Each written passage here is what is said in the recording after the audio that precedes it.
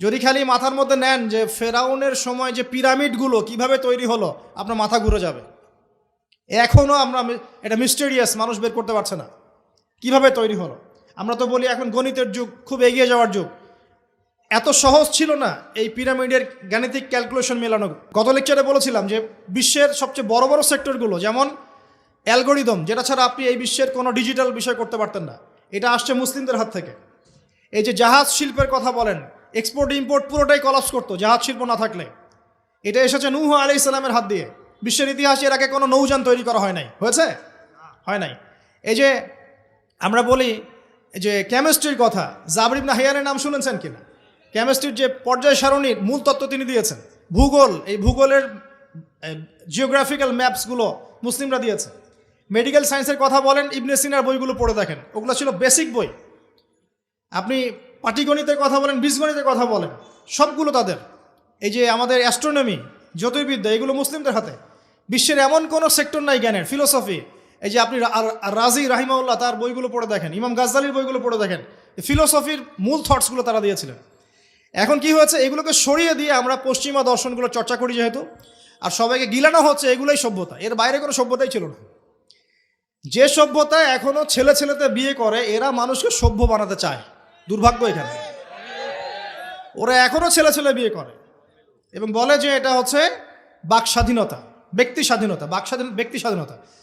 তো যে কওমে লুতকে এই সমকামিতার কারণে আল্লাহ পাক মাটিটা উপরে তুলে আবার ধসিয়ে দিলেন, ওখান থেকে আমাকে এখন মানবতা শিক্ষা শিখতে হচ্ছে।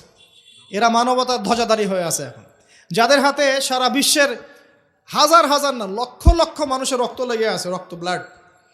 এবং এই ব্লাডগুলো ইনোসেন্ট মানুষের ব্লাড, নিষ্পাপ মানুষের ব্লাড, নিষ্পাপ শিশুদের ব্লাড লেগে আছে। ওদের কাছে আমাদের শিখতে হচ্ছে এখন যে মানবতা কাকে বলে। এর চেয়ে দুঃখের আর কি আছে মুসলিমদের জন্য? যারা সারা বিশ্বে সুদ খাওয়াচ্ছে মানুষকে, ওদের কাছে শিখতে হচ্ছে যে অর্থনীতির প্রোগ্রেস কেমন করে হবে। কথা বুঝতে পারেন না হয়তো, বুঝবেন ইনশাল্লাহ একদিন। তো আসলে বিষয়টা এমন না, বিষয়টা হচ্ছে যে ইসলাম আল্লাহ পাক দিয়েছেন প্রাচীন কাল থেকেই, এবং আধুনিক পর্যন্ত ইসলাম আছে। এর বাইরে কিছু মতবাদগুলো চলছে, এগুলোকে আমরা ইসলামের সাথে গুলিয়ে ফেলেছি আর কি। কারণ এগুলোর বাহ্যিক চাকচিক্য আছে, দেখে মনে হয় যে বস্তুবাদী সভ্যতা, mills and factories and finance, economic sector অনেক স্ট্রং, অনেক মিলিটারি পাওয়ার, পারমাণবিক ওয়েপন্স, এগুলো দেখলে মানুষের চোখ ধাঁধিয়ে যায়, মনে হয় যে বাপরে বাপ কি একটা অবস্থা, তাই না? এটা বিগত জাস্ট 200 বছরের হিস্ট্রি। এর আগ পর্যন্ত আপনি যা দেখবেন সবই ইসলাম। লাস্ট 200 বছরে কি হয়েছে? লাস্ট 200 বছরে আমরা আমাদের খিলাফা হারিয়ে ফেলেছি। মুসলিম যুবকরা নামাজ ছেড়ে দিয়েছে, সুন্নত ছেড়ে দিয়েছে, কোরআন থেকে আমরা দূরে সরে আসছি। ইসলামের দায়িত্ব দিয়ে দিয়েছি শুধু আলেম ওলামার কাঁধে, তারাই ইসলাম পালন করবে, আমরা এর মধ্যে নাই। ঠিক আছে? আমাদের মা বোনরা পর্দা ছেড়ে দিয়েছে, হাজরার মতো স্ত্রী নাই ঘরে, ইসমাইলের মতো সন্তান হচ্ছে না, ইব্রাহিমের মতো পিতা নাই, সন্তান হচ্ছে না।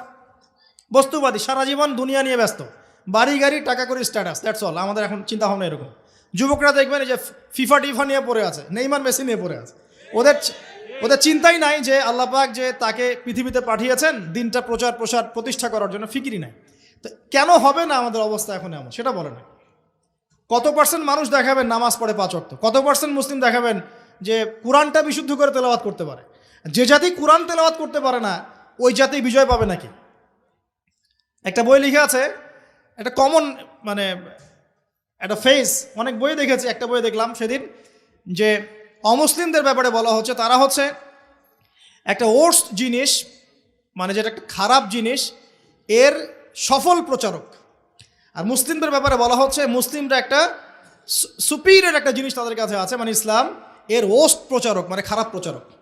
মানে বোঝাচ্ছে যে ইসলাম আমাদের কাছে আছে না সবচেয়ে পিওর একটা জিনিস, এই পিওর জিনিসটার সবচেয়ে খারাপ প্রচারক আমরা, আর ওদের কাছে আছে নোংরা জিনিস, ওই নোংরা জিনিসগুলো সেরা প্রচারক ওরা।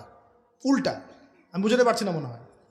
যত মতাদর্শ প্রচার করছে বস্তা পচা দর্শন, সব বস্তা পচা দর্শন, কিন্তু ওগুলোর খুব সফল প্রচারক তারা। আর আমাদের কাছে কোরআন সুন্নাহ আছে না, অভ্রান্ত সত্যের উৎস, আমরা এগুলোর প্রতিষ্ঠায় কিন্তু ততটা অগ্রগতি সাধন করতে পারি নাই। বাস্তব কথা, যা হচ্ছে এটা প্রয়োজনের তুলনায় নিতান্তই কম। যেদিন প্রয়োজন পূরণ হবে সেদিন ইনশাআল্লাহ অটোমেটিকলি আল্লাহ পাকের জমিনে দিন প্রতিষ্ঠা হয়ে যাবে ইনশাআল্লাহ। আর দিন প্রচার আর প্রতিষ্ঠা এক জিনিস নয়। প্রচার মানে হচ্ছে আপনি নামাজ পড়ছেন, প্রচার হচ্ছে সুন্দর, মাশাআল্লাহ, কিন্তু আপনি সব দিক থেকে শক্তিশালী নন, তাই বিশ্বের অন্য সভ্যতা আপনার উপর চাপ খাটিয়ে নামাজের স্বাধীনতাও হরণ করতে পারে। এর নাম হচ্ছে ক্ষমতা। এই ক্ষমতা ওদের হাতে আছে, আমাদের হাতে নাই। তো প্রতিষ্ঠা অন্য জিনিস। প্রতিষ্ঠা না হওয়া পর্যন্ত শান্তি নাই। প্রতিষ্ঠা না হওয়া পর্যন্ত ঘুমানোর সুযোগ নাই মুসলিমদের। প্রচার চলবে, প্রচার প্রতিষ্ঠা এক জিনিস নয়। প্রতিষ্ঠা না হওয়া পর্যন্ত হাল ছাড়া যাবে না ইনশাআল্লাহ তাআলা। যখন প্রতিষ্ঠা হবে তখন আপনি সুকুনের সাথে ঘুমাতে পারবেন। যতক্ষণ পর্যন্ত প্রতিষ্ঠা হয় নাই সমস্যা আছে। যতটুকু চলছে এটাও থাকবে না, এমনও হতে পারে, আল্লাহ না করুক। এখন আসেন, আমরা জানলাম যে ইসলাম চিরায়তকাল থেকে ছিল। নবী সাল্লাল্লাহু আলাইহি ওয়াসাল্লাম তাহলে কি করলেন? তিনি কি নতুন কোনো শরীয়ত নিয়ে আসলেন?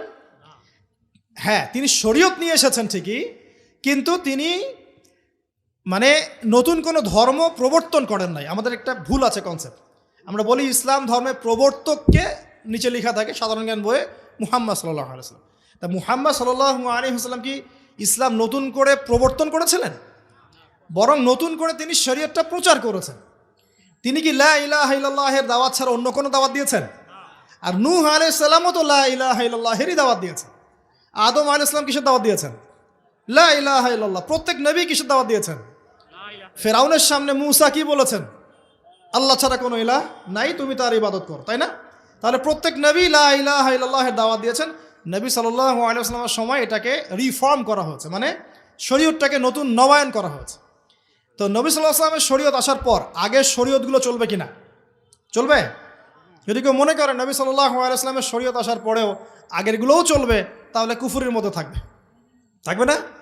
এখন এখান থেকে আমি আপনাকে বাকি অর্ধেকের দিকে নিয়ে আসি। একটু খেয়াল করেন, নবী সাল্লাল্লাহু আলাইহি ওয়াসাল্লামের এই ইসলাম প্রচার প্রসার আর প্রতিষ্ঠা করতে 23 বছর লেগেছে। কত বছর? উনি যখন নবী হয়েছেন তখন আরবের সমাজটার মধ্যে শিরিক দিয়ে ভর্তি ছিল। শিরিক আর শিরক, যে কোনো এমন কোনো শিরিক নাই যেটা আরবে ছিল না আর কি। ঠিক আছে, স্ট্যাচু ওয়ার্শিপ হতে পারে, কবর পূজা হতে পারে, মৃত মানুষের পূজা হতে পারে, নাস্তিকতার চর্চা হতে পারে, সমস্ত শিরকের প্রকারভেদ আরবে ছিল। ওই সময়ে সুদের প্রচলন ছিল। ইকোনমিক সেকশনে মানুষ সুদ খাইত। ওই সময় মদ ছিল, মানুষ অ্যাভেলেবল মদ পান করত। নারীর অবমাননা ছিল, মেয়েদেরকে খুব একটা মূল্যায়ন করা হতো না। আর গোত্রীয় হানাহানি ছিল, গোত্রে গোত্রে হানাহানি। একটু অবজার্ভ করেন, এই 5টা সমস্যা কি এখন নাই? এখনকার বিশ্বে নাই। বরং শিরকের এখন গ্লোবালাইজেশন হয়েছে, হয় নাই? ইকোনমিক সেকশনে সুদের গ্লোবালাইজেশন হয়েছে না? এখন একটা জায়গায় সুদ সীমাবদ্ধ নেই, সারা বিশ্বের মানুষ খাচ্ছে না? মাদক কি একটা জায়গায় সীমাবদ্ধ আছে না? সারা বিশ্বের মানুষ খায়। ছড়িয়ে দেওয়া হয়েছে, সীমান্ত অঞ্চলগুলোতে গিয়ে দেখবেন দেধার সে মাদকের প্রবেশ হচ্ছে না? খাচ্ছে কারা? এই যে নেইমার আর মেসির ফলোয়ার যারা, ওরা খাচ্ছে না? খাচ্ছে। এরা কি মুসলিম না মুসলিম? এদের বাবা মুসলিম না মুসলিম? তাহলে গরুর গোশত খেলেই যদি মুসলিম হয়, আর নাম আব্দুর রহমান হলেই যদি মুসলিম হওয়া যায়, তাহলে আবু জেহেলও মুসলিম ছিল।